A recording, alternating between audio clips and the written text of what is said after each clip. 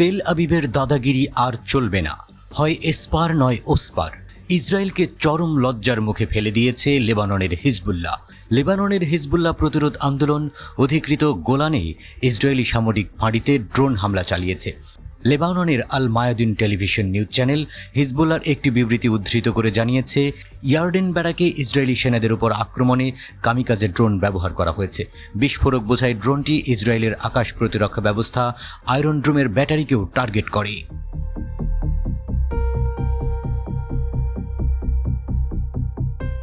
বিবৃতিতে যোগ করা হয়েছে, আক্রমণের ফলে ব্যারাকের রাডার সিস্টেমগুলো ধ্বংস হয়ে গেছে এবং পরিষেবা বন্ধ করে দেওয়া হয়েছে। এতে বেশ কয়েকজন ইসরায়েলি সেনা নিহত ও আহত হয়। এরপর লেবাননের প্রতিরোধ যোদ্ধারা ইসরায়েলি আল মার্জ সাইটে কামানের গোলা দিয়ে আক্রমণ করে। ইসরায়েলের মিডিয়ার শিরোনাম চিত্তাকর্ষক, হিজবুল্লাহ ইসরায়েলকে পাঞ্চিং ব্যাগে পরিণত করেছে। ইসরায়েলের সামরিক বাহিনীর কড়া সমালোচনা করা হয়েছে। প্রতিবেদনে বলা হয়েছে, লেবাননের প্রতিরোধ অধিকৃত উত্তরে আঘাত হেনেছে, কিন্তু ইসরায়েলি সেনারা দুর্বল ও ভীতু। ইসরায়েলি মিডিয়া জানিয়েছে, লেবাননে 4টি ইসরায়েলি ড্রোন গুলি করে ভূপাতিত করা হয়েছে। এমন একটি ঘটনা 1 বছর আগে ঘটলেও যুদ্ধের আগুন জ্বলত এবং লেবাননের অস্তিত্বই সংকটে পড়ে যেত। কিন্তু লেবানন আজ সমৃদ্ধ হচ্ছে আর ইসরায়েলি সেনারা খরগোশের মতো পালিয়ে যাচ্ছে।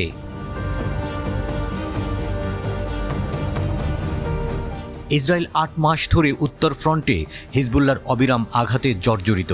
আক্কা, নাহারিয়া এবং কিরিয়াত শামোনার মতো উত্তরের জনবসতিতে ডজনের পর ডজন রকেট ছোড়া হচ্ছে। প্রতিদিন অ্যালার্ম বেজে উঠছে।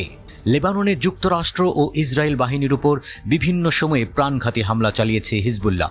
2000 সালে লেবানন থেকে সেনা প্রত্যাহার করে নেয় ইসরায়েল। এর কৃতিত্ব নেয় হিজবুল্লাহ।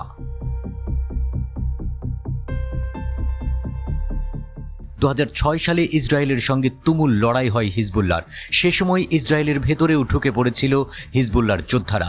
ইসরায়েলের গোয়েন্দা তথ্য অনুযায়ী আগের তুলনায় হিজবুল্লাহর এখন 17 গুণ বেশি রকেট লঞ্চার রয়েছে। তাদের নিজেদের ট্যাঙ্ক, ক্ষেপণাস্ত্র ও ড্রোন রয়েছে। দিন দিন তাদের অস্ত্রের সংখ্যা বেড়েই চলছে। গত 7 অক্টোবরের পর থেকে উত্তর ইসরায়েলে বিভিন্ন সামরিক অবস্থানে হামলা চালাচ্ছে হিজবুল্লাহ।